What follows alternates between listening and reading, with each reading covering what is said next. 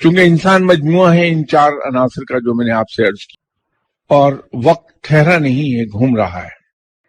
تو گردش ایام کے تحت، اس گردش دورہ کے تحت انسان پر کبھی مٹی کے عنصر کا غلبہ ہوتا ہے، وہ غالب آ جاتا ہے، کبھی پانی کا عنصر زیادہ سٹرونگ ہوا ہوتا ہے، کبھی ہوا کا عنصر زیادہ سٹرونگ ہو جائے گا.